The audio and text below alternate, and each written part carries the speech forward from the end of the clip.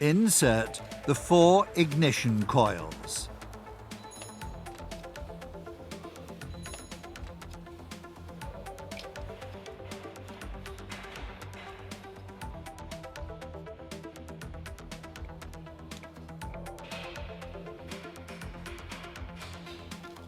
Insert the bracket for the ignition coils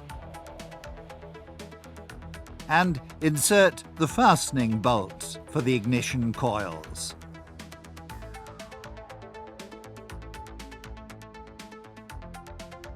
And the bolts for the bracket for the ignition coils.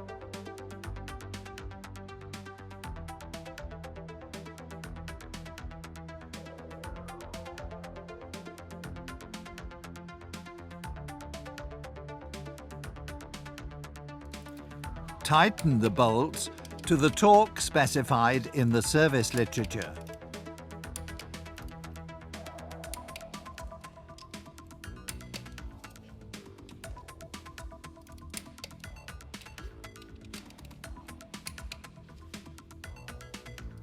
Connect the wiring harness plugs of the ignition coils. To avoid confusion, the wiring harness plugs of cylinders 1 and 3 are marked in white.